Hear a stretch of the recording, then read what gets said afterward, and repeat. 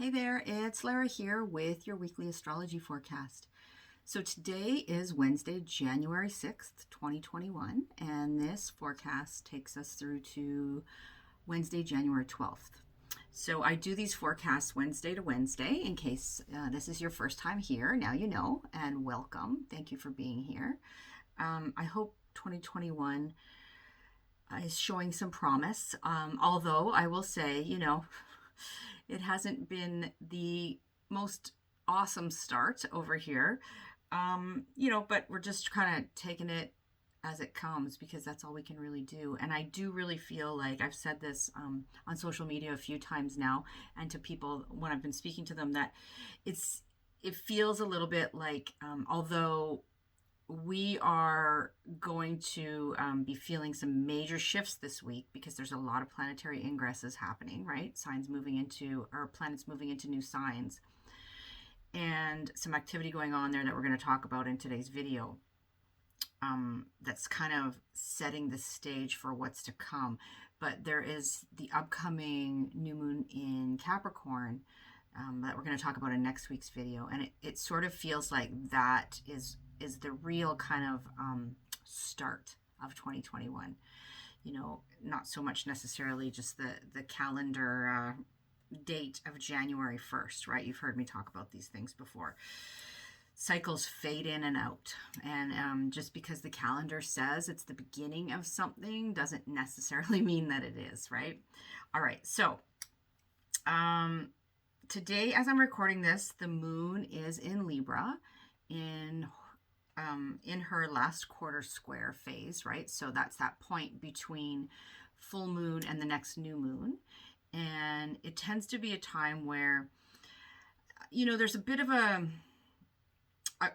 kind of a crisis point reached where it's like, okay, what do we have to wrap up? What do we have to adjust? What do we have to maybe kind of decide that, well, that didn't necessarily turn out as planned, so how do we, what's plan B, kind of thing, that sort of thing. And we then start to wind down towards the new moon. So the moon will enter Sagittarius on Wednesday, so we'll be in that waxing crescent phase. And no, on the 9th, sorry. And then on Monday, the moon will enter Capricorn, and we'll have that new moon on next Wednesday, which we'll talk about then. So what's going on this week? There are 3 planets changing signs, that being Mars, Venus, and Mercury, all changing signs. So we're going to feel this shift most definitely, particularly in relation to Mars, because Mars has been sitting in its home sign of Aries for 6.5 months, right? Because of that retrograde. So a very extended stay in Aries. Mars is comfortable in Aries because it lives there naturally, right? It's its home. But after 6.5 months, we can start feeling a little bit like, okay, we need to leave the house now, right? Literally and metaphorically. Obviously, we've been in this, lockdown. Many of us have been in this lockdown situation for a really long time, and it can start to feel a little bit frustrating. But the thing is, when Mars moves into Taurus out of Aries, which is happening today, January 6th, and it will be in there until March 3rd. No retrogrades in Taurus, which is good because Mars doesn't love being in Taurus.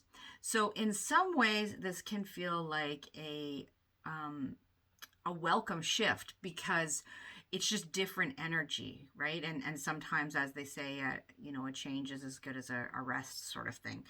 So I think that's the saying anyway. But Mars is what we call in detriment in Taurus, right?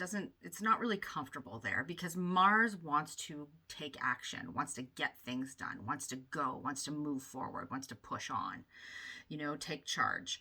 And Taurus is more kind of laid back. Taurus is a fixed earth sign, right? So Mars can feel a little bit bogged down in Taurus. Taurus is like, not so fast, we don't have to do everything so quickly. Taurus likes to plod along one foot in front of the other and is not so quick to make changes. So essentially, when Mars is in Taurus, it has a harder time doing its job. So it doesn't happen so readily, right? So we've got that going on, and I'm going to talk more about this because really what I want to focus on overall here is this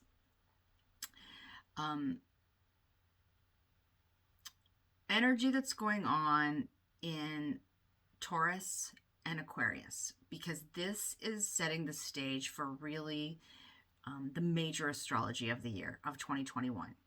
And so we're going to talk about that. And I'm going to go through each sign, as we get closer to the end of the video, and take you through the houses that this energy is playing out for you in. So, but before I get there, a few other things. We also have Venus changing signs today on January 6th. And this is Eastern, Eastern time that I'm using because that's my time zone. So anyways, Venus is moving into Capricorn today, and will be there until February 1st, right? So not quite a month, for the next few weeks. And Venus is a bit stoic in Capricorn. So, Venus in Capricorn, if you think of Venus as the planet that speaks to what we are attracted to, what we desire, what brings us pleasure, what we find beautiful, how we sort of look after ourselves in terms of our resources, our surroundings, our relationships, those kinds of things. That's all Venus stuff, right? So when Venus is in Capricorn, she really prefers a bit more of a functional aesthetic, right? When I think of Venus in Capricorn, like Venus in Capricorn likes clean lines. It likes a balanced checkbook. It reminds me of like shaker style furniture, right? Which is very practical and functional, but quite like, it's not ostentatious, but it serves a purpose, and it can be quite nice to look at too, depending on what what aesthetic you kind of prefer. But that's Venus in Capricorn. So with Venus in Capricorn over the next few weeks, it's a good time to consider how to best move forward. With the Capricorn kind of area of life and the lessons that we've learned over 2020 and even 2019, right? In terms of Capricorn, so wherever Capricorn sits in your chart, right, it's been this area that's been really kind of battered around, gone through major structural changes, and hit some real roadblocks, and there's been some real challenging hard work and some obstacles and some frustrations and all of that, but also a sense of what's possible because Jupiter was there as well, and Pluto remains there. So the transformation process continues, but it becomes less intense because Jupiter and Saturn have moved on, right, into Aquarius now. So it's a good time to reflect, what's gone on in that area of life for us, in that Capricorn area of our chart, whatever house Capricorn sits in for us, and what lessons have we learned there, and now how can we take all of that and build something really beautiful but simple, right? Venus in Capricorn wants us to simplify things.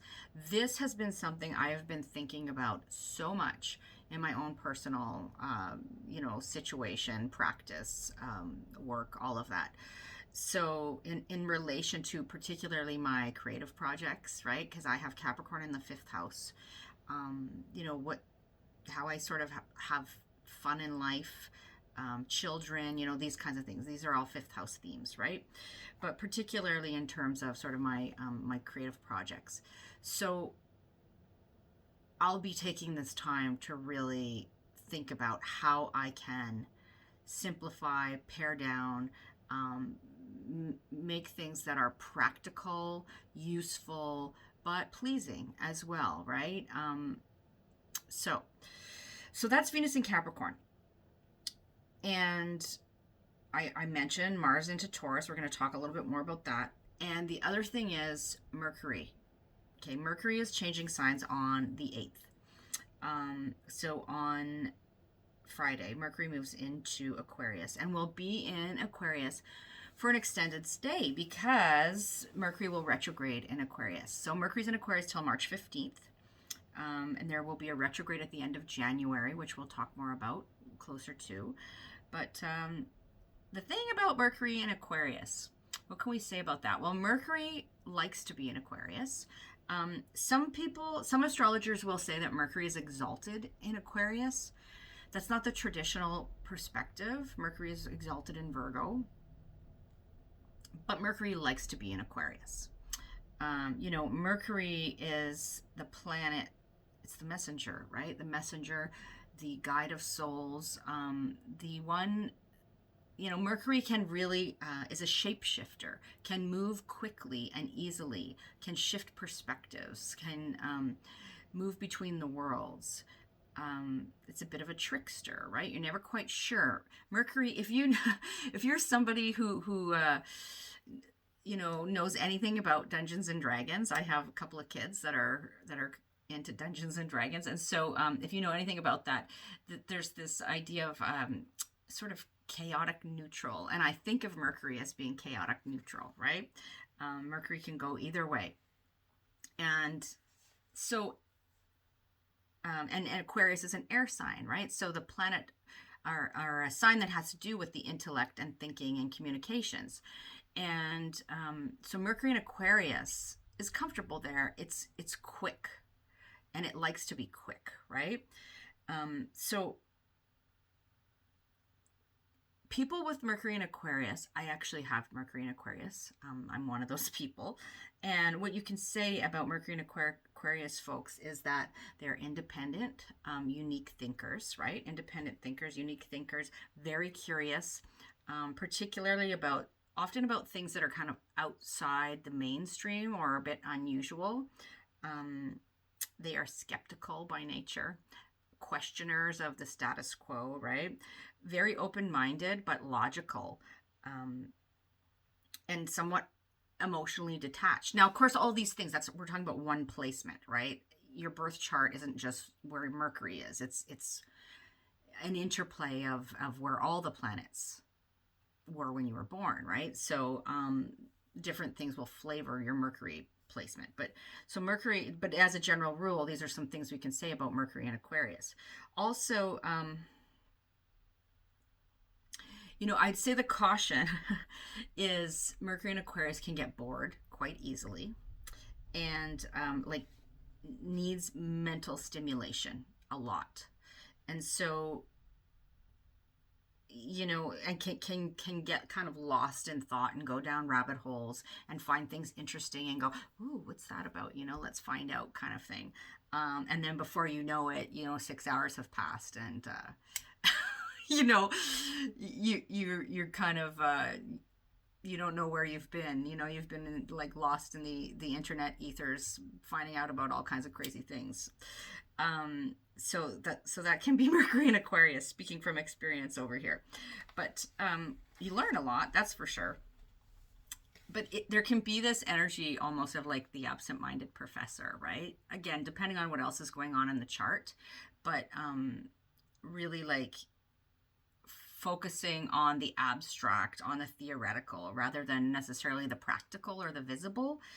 But there is this sense, this futuristic sense with Mercury and Aquarius, a sense of knowing something is so, even if there is no practical kind of evidence yet.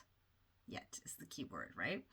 And there is this capacity to connect the dots between things that other people might not realize are related or might not see as related. So there's this real quick kind of connecting the dots. But, the quick mindedness can be a bit alienating in some ways, because there's this like, again, this sort of like seeing things that other people don't really see or don't see the connection to. And so that can, that can kind of be a bit of a lonely place to be, for being honest. But so Mercury in Aquarius, it can have us really thinking uniquely and independently. And, how can we do things differently, particularly in whatever area of the chart Aquarius sits for you, which I'm going to get to, right? And how can you do things differently? And how can you think of things in a different way? How can you be curious about a different approach? There may be really like unique insights and aha moments with Mercury and Aquarius as well, right? So look for that. But as soon as Mercury moves into Aquarius, it squares Mars, now in Taurus, right? So they move into their new signs and they square off. So they come into this immediate sort of conversation of tension. And the interesting thing about this is that happens at 0 degrees, right? So they will both be at 0 degrees at the time of that square today. And this is the place where the Great Conjunction happened, right? Where Saturn and Jupiter met up at 0 degrees in Aquarius on the solstice on the 21st of December. And so I sense that this is sort of that first real insight or inkling about what's to come, right? About like, what does the Great Conjunction really mean for us? Where are we headed? Where, what did that kind of catalyze, right? And so, and it may be a bit uncomfortable, because a square is a conversation of tension, and there's this sense of like, okay, well, what do I do with this? It can be quite dynamic, and you've heard me say before, with a square, there's this ideally you take action to resolve the tension, or something happens to resolve the tension for you, right? Kind of thing. But there can be this sense of like, what direction do we go? Like, how are we going to resolve this? So that's going on. And then on the 9th, we've got, I don't know if I just said that was happening today. It's happening on Friday, that square, sorry. But on the 9th, Mercury is going to conjunct Saturn, right? So meet up with Saturn at 2 degrees Aquarius, because Saturn is now in Aquarius. And this can be a time where, there are some hard truths that we have to deal with, or that are revealed. Or maybe some difficult or serious or sobering conversations or communications or information that comes in. But it can also be like really sort of serious focused study on something, really kind of, putting in some mental effort with Mercury and Saturn conjunct. So there's that. And on that same day, we have Venus in a trine to Mars. So Venus and Mars in a supportive conversation to each other. So that's kind of the saving grace, right? That's like a bit of an easing between the yin and the yang sort of energy. It can even maybe bring some pleasurable action, Venus Mars, right? In a trine, smooth things over a little bit. So Venus is going to help us out. I also see like, well, Venus, one more thing before I get there. On the 11th, we have Mercury again. Mercury is making all these conversations this week, right? So it's like the information, it's like a ping pong ball. Our communications are like fast and furious, and a lot of things to focus on. Technology may play a major role, right? And things just are happening quickly. But Mercury is right after Mercury conjunct Saturn, Mercury will conjunct Jupiter, who's at now 5 degrees Aquarius, and will square Uranus and Taurus, right, within a degree. So Mercury conjunct Jupiter, big ideas, grand gestures, even like somebody up on their soapbox could be Mercury, Jupiter. But or it could be like optimistic kind of, communication as well. But there's the square, right, to Saturn. And so some of the things that come to mind when I think about this is, Venus being the more sort of feminine energy and representing in some ways the feminine, women in general, women coming up against the patriarchy in some way, potentially, right? Saturn and Aquarius. What we desire and love, so Venus being challenged somehow, right? There's a square by the rules, by the regulations, which is Saturn, or maybe our sense of responsibility, right? It's like this tension between what we want to do or what we love and, what we have to do, our responsibilities. So that's going on. And then on the 12th, finally, which is next Tuesday, Mercury, again, in Aquarius, will square Uranus and Taurus, and within a degree, right? So again, it's this concept of information, right? And our thoughts and ideas, Mercury as well. So like surprising, shocking information and communications, potentially tech glitches. Taurus is an earth sign, a stable earth sign. Uranus is in Taurus. Uranus in Taurus is earth-shattering, quite literally. So there can be earth-shattering news of some description. Could be sudden insights, flashes of sort of genius, right? Quick, sudden changes to the status quo in some way. Maybe even information or some kind of, we get some news or shocking insight into sort of, the markets, banking, that sort of thing. And it can be surprising. Doesn't have to be bad, right? It can be surprising in a good way. But on that same day, we have Venus again, right? The saving grace. Venus in Capricorn trining. Again, it's this conversation of ease and flow and support. Uranus and Taurus. And that's within 1 degree. It'll go exact on the 13th. So again, Venus is there to kind of ease things, to ease that Uranian sort of sense of shaking things up, right? Venus is there to support from this sort of grounded, practical, stoic, no nonsense vantage point in Capricorn, right? To maybe sort of settle our frazzled nerves a little bit. And so all of that, right? All those things are going on over the course of this week. And then we hit that new moon in Capricorn and some other things next week, which we'll get to. But just to kind of sum it up here, what I want to say to you is look for the Capricorn area of your chart, which I've talked about many, many times before. We talked about it ad nauseum all through 2020, right? You probably know by now where Capricorn is in your chart, but look for the Capricorn area of your chart to start feeling kind of less raw, less intense, more manageable in some ways, or at very least, because of course it all depends on what's going on in your personal chart. I'm just talking about the general transits here, but at very least,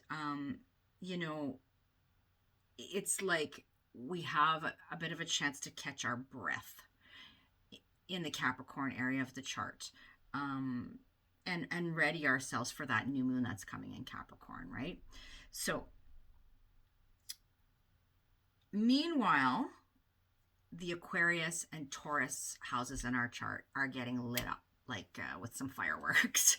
And, because as I mentioned to you, Uranus and Taurus, and we've got Saturn, Jupiter in Aquarius, and now we've got Mercury and Mercury in Aquarius as well, and Mars joining Uranus and Taurus. So this Aquarius Taurus dynamic is the major theme for 2021.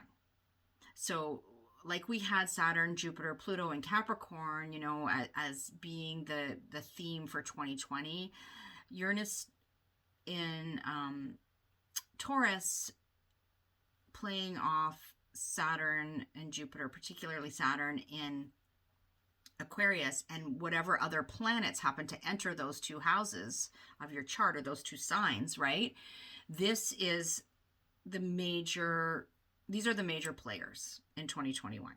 So, because Saturn's going to repeatedly square Uranus over the course of this year, right? And that's big energy. So it's a defining signature for 2021. And I'm going to talk more about that in a future post and or video. And I just want to give you a heads up that Jupiter is going to set the stage for that story, because on January 17th, Jupiter will first square Uranus. So Jupiter in Aquarius will square Uranus and Taurus before Saturn does. And, Jupiter's that sense of expansion. And then Saturn is the sense of contraction, right? So I'm not going to go down that rabbit hole right now. Says the Mercury in Aquarius. We're going to deal with that in a different, video, like I said, video and or blog post. So what I want to just focus on a little bit more before I take you through the signs is Taurus and Aquarius, because as I said, these are the major players for 2021 in terms of energies, so that are impacting all of us, right? So Taurus is a fixed earth sign, right? What Aquarius and Taurus have in common is that they're both fixed signs. So fixed signs are the signs that mark the middle of the 4 seasons, when things are sort of stable, status quo, unchanging, right? And so they have that nature. Fixed signs have this this tendency to be set in their ways, to be unchanging, to be stable in some ways, right?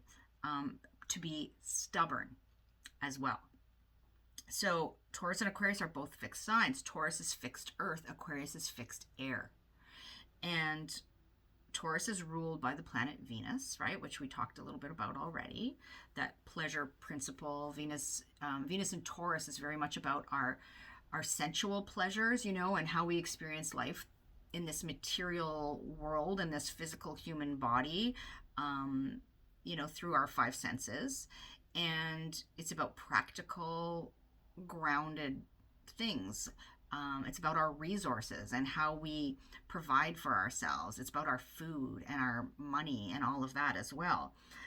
It's focused on the material, the sensual, the practical, the stable. Taurus is, like I said, sure-footed, doesn't like to make any sudden moves, likes things to be very grounded, and doesn't really like surprises. So that's Taurus. And then Aquarius as fixed air. Aquarius is ruled traditionally by Saturn, and in modern astrology ruled by Uranus, right? So it has this dual rulership, and its focus is on the intellectual as an air sign, the world of thoughts and ideas and insights. Aquarius is also focused on the collective, right? And the individual person's place in the grand scheme of things, right? So Aquarius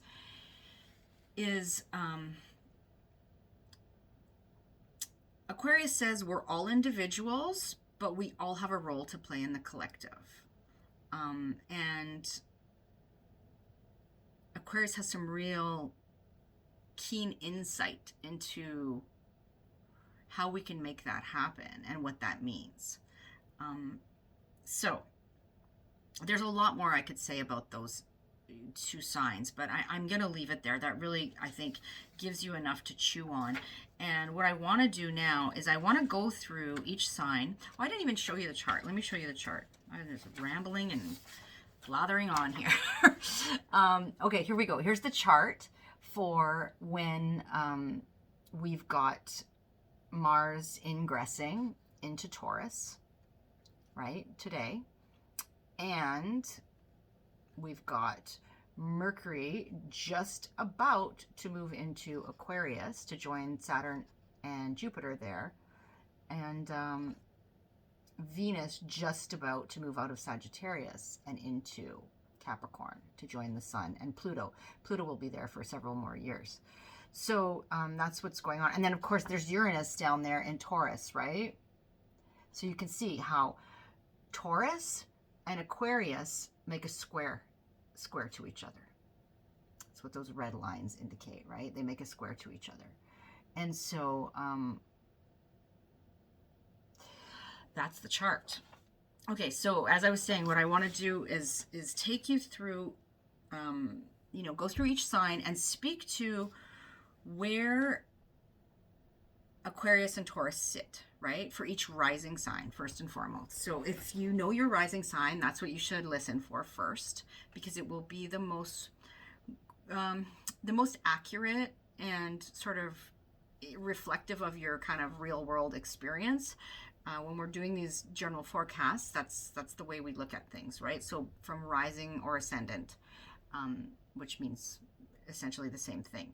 So if you know your rising sign, listen for that. You can also listen for your sun sign and your moon sign for added layers of information, right? Because those energies will also play a role on a more maybe kind of subversive or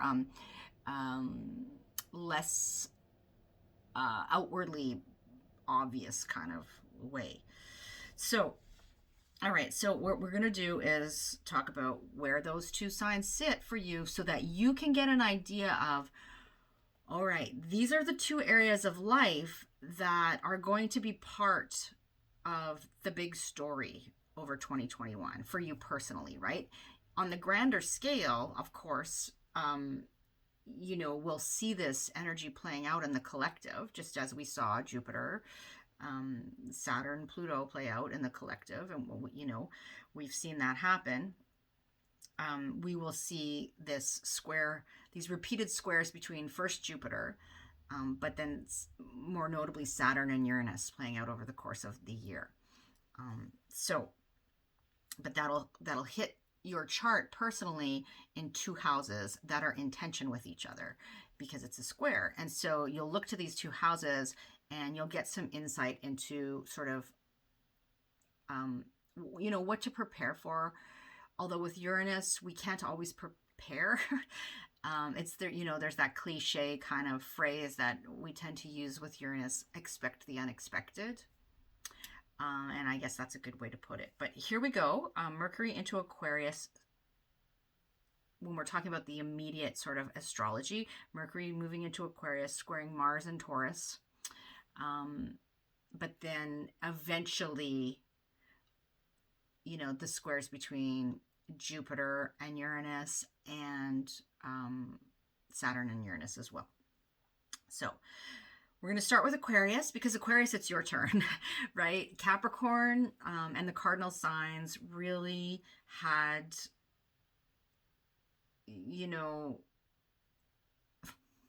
this phrase just came to mind. I probably shouldn't say this, but I'm going to anyways.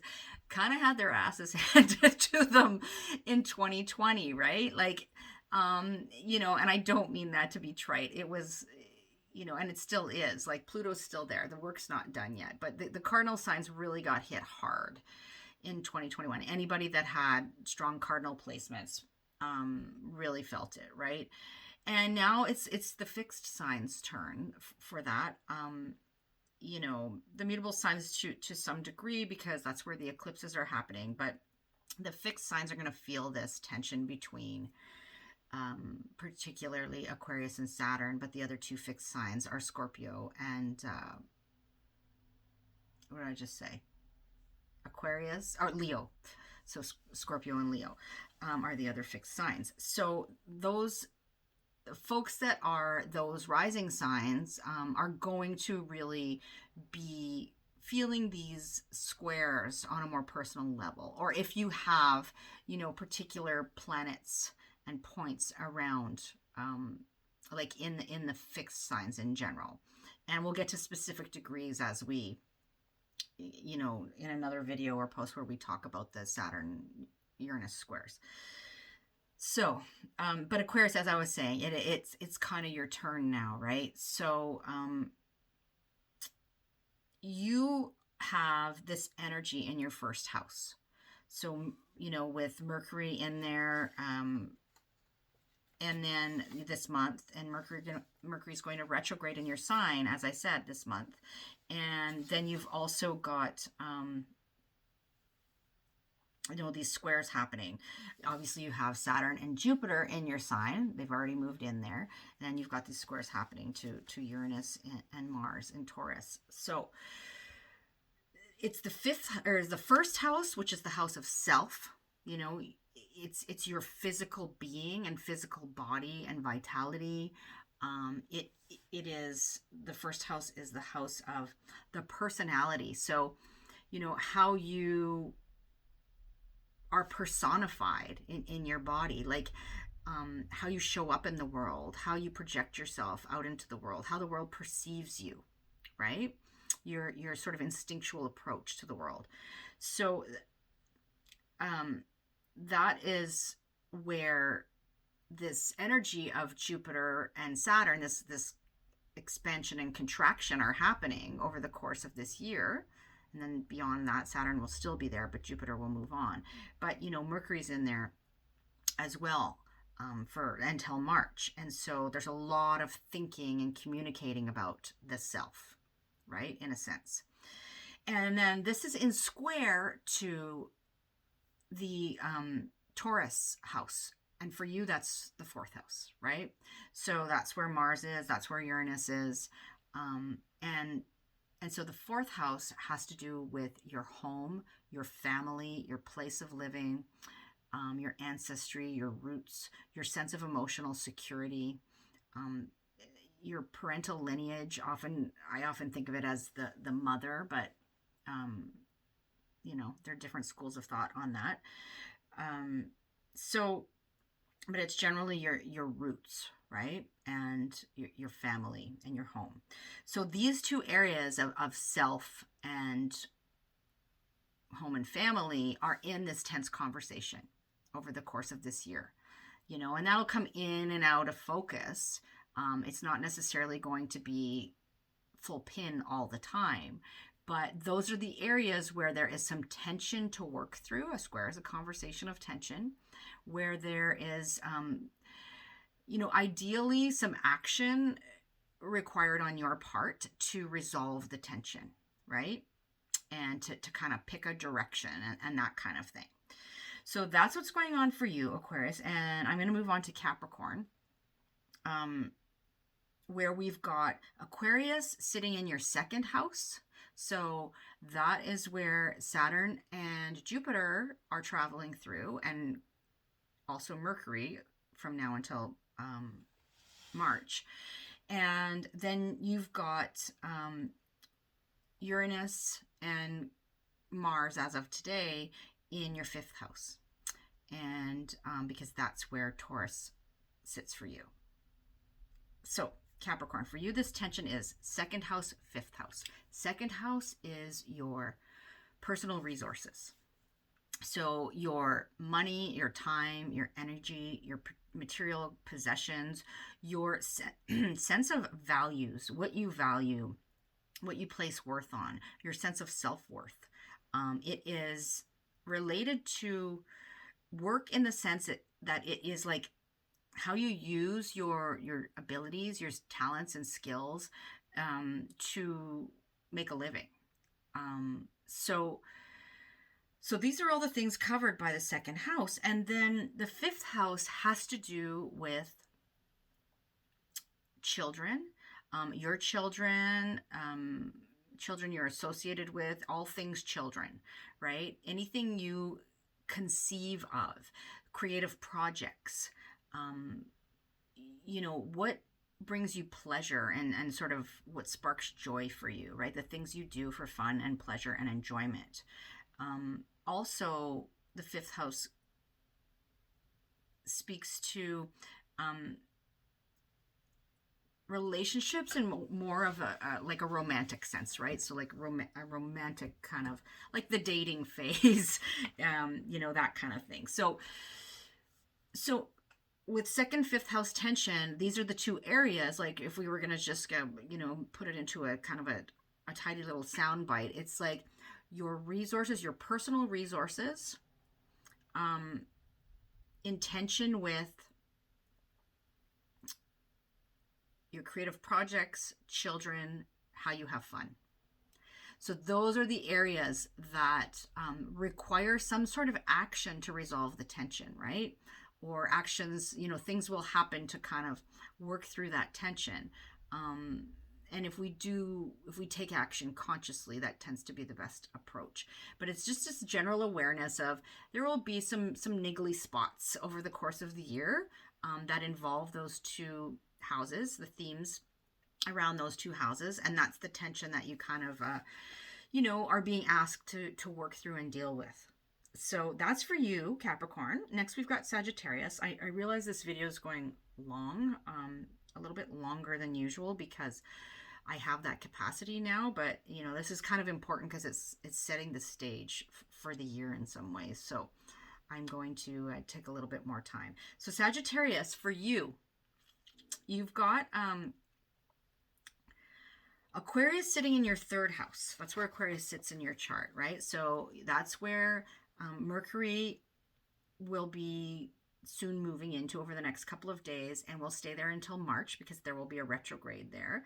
And then you've also got Saturn and Jupiter in there. And then you've got over in your sixth house, which is where the square is coming from, right? Third and sixth houses are in square to each other. So the sixth house is where Taurus sits for you. And that is where Mars is moving as of today.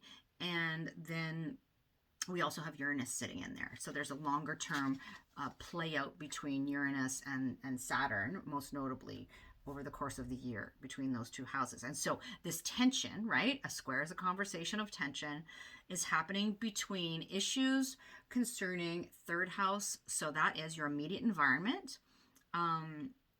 It has to do with, and the people in it. So things like your neighborhood, your community, your peers, your cousins, your siblings, teammates, people you connect with on the day-to-day. And it has very much to do with communications and daily communications and interactions and all modes of communications, right? It has to do with your education in some way as well. Usually we're talking about education like we're learning and teaching of the basics, right? So early learning like elementary school, high school, or learning the basics of something, right? Third house also speaks to our mobility, a sense of commerce, marketing, communications. That sounds like a lot of things, but if you think of the third house as being associated with Mercury, who we spoke about earlier in the video, right? There's this sense of quickness, of constant action, and shifting perspectives and back and forth communications and all of that. So that's third house, right?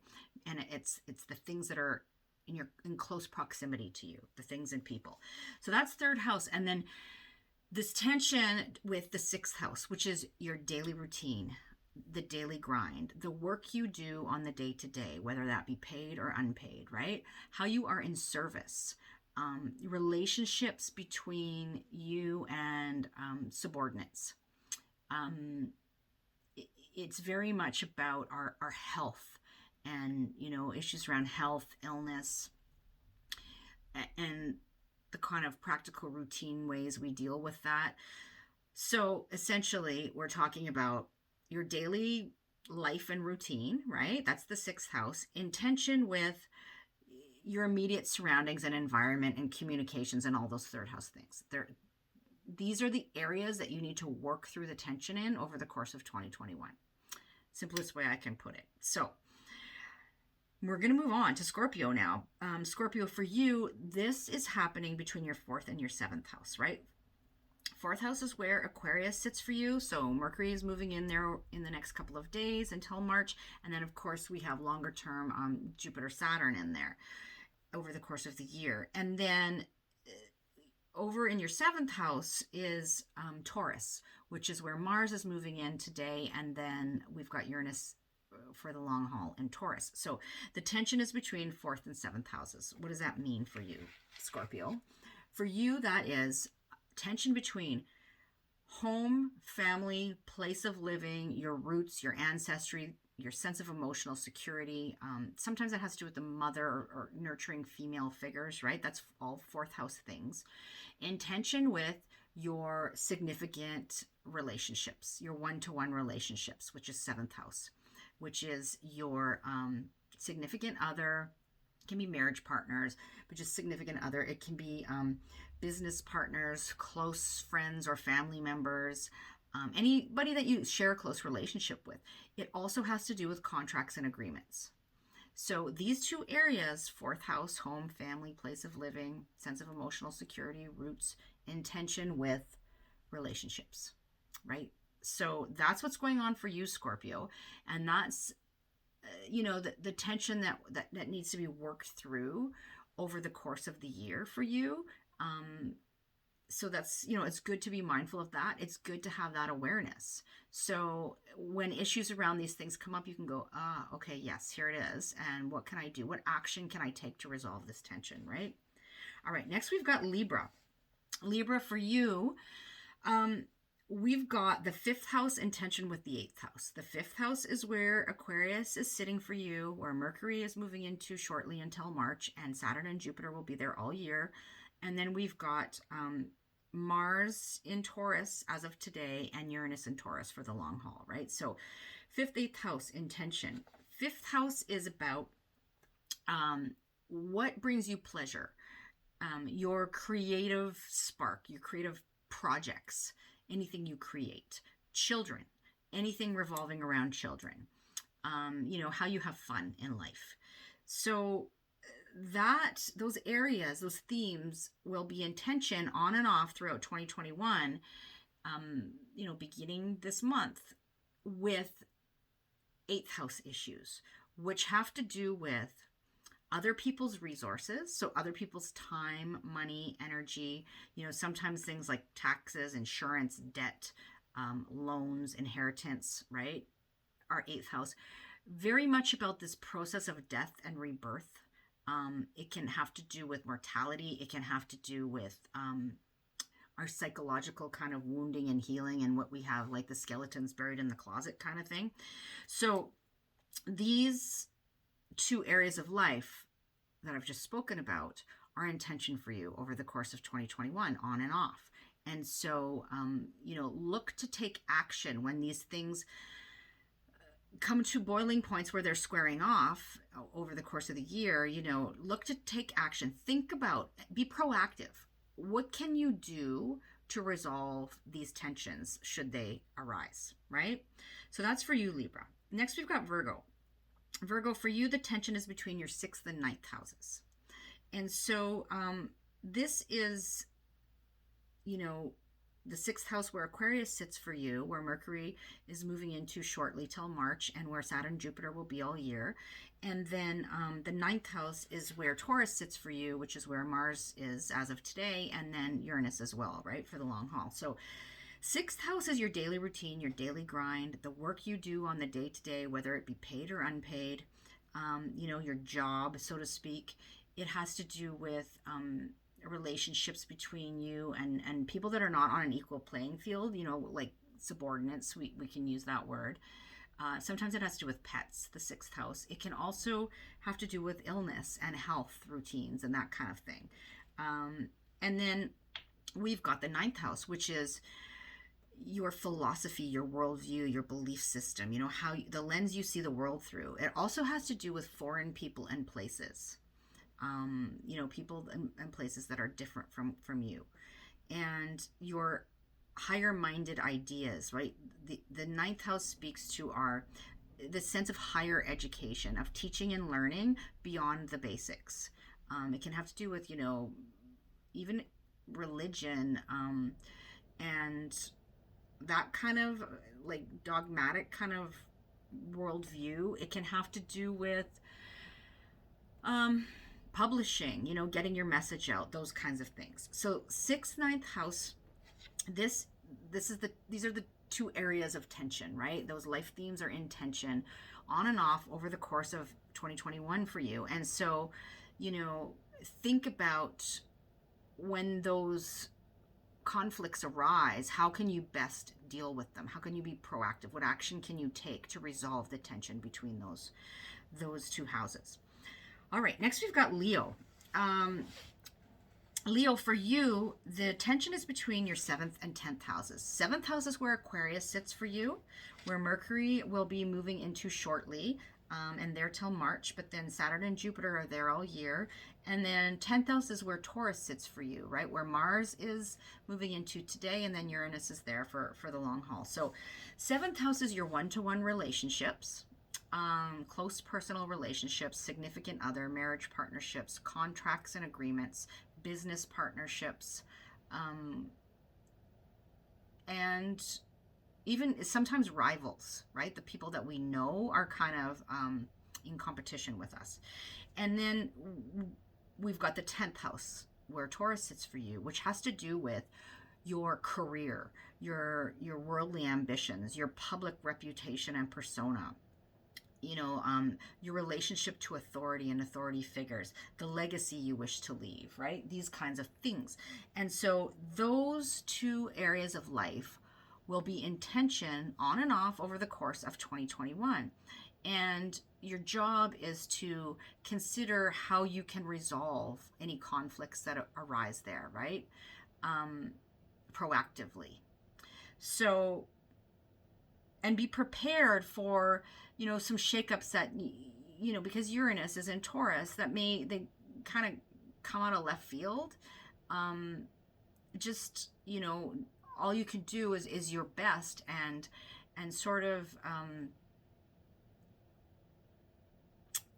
approach that like it was expected. If something unexpected happens, if you know what I mean.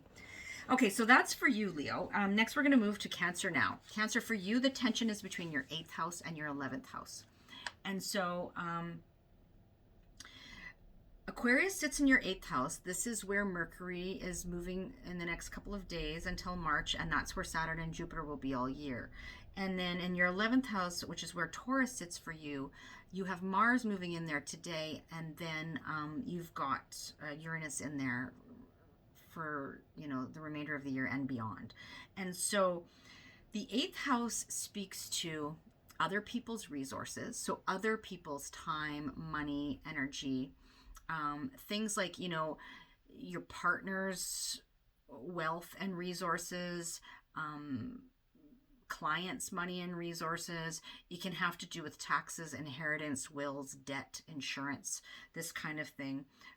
It can have to do with issues around mortality, issues around, this sense of transformation. It can have to do with psychological wounding and healing. And then those areas of life are in tension with the 11th house, which is your hopes and dreams for the future, the collective, your friendship groups and your connection to the group, right, in general, to the collective, to organizations, clubs, associations, these kinds of things, and the people that can help you get, reach your goals, kind of thing. So those two areas of life are in tension for you over the course of 2021, on and off. And your job is to kind of work through that tension in as proactive a way as possible, right, Cancer? So we'll talk more about this in the weeks and months to come, but I wanted to really set the stage here for people to be prepared. Next, we've got Gemini. So for you, Gemini, the tension is between your 9th and 12th houses. So Aquarius sits in the 9th house for you, which is where Mercury is moving on Friday, and then we've got until March, and then we've got Saturn and Jupiter in there all year, and then we've got Mars in Taurus as of today, and Uranus in there for the rest of the year and beyond. And so for you, Gemini, the 9th house is, this house that speaks to your worldview, your philosophy, your belief system. It has to do with foreign people and places, people that are different cultures. It has to do with your sense of higher mindedness, teaching and learning beyond the basics, publishing, college, university. All of these things can be ninth house, foreign travel. This can all be ninth house related, but really your kind of philosophy and worldview. And then in tension with your 12th house, which is the house that has to do with what goes on behind closed doors. Sometimes, our self-sabotaging behaviors. It's anything that's hidden, unseen. The 12th house speaks to endings and losses and our spiritual life. These are all the issues that the 12th house revolves around. And so that those two areas of life, 9th and 12th houses, are in this on and off tension over the course of the year. And so you've got a heads up. You can start thinking about how to deal with those things proactively, right, should that tension arise. All right, moving on to Taurus now. So Taurus, for you have Aquarius in the 10th house, which is where Mercury is entering on Friday until March. And then, of course, you've got Uranus in there, right, in your sign. And you've got, not Mercury, Mars is what I meant to say. Mars is moving in there. Mercury is moving into your first house, which is, no, I just mixed that up. Let's circle back, Taurus, and start again.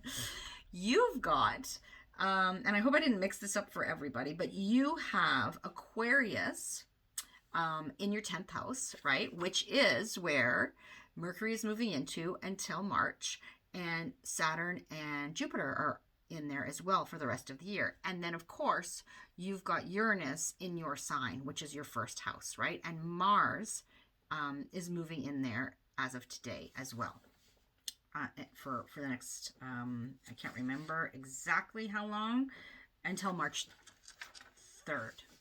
So these two houses are in tension for you over the course of 2021 in general.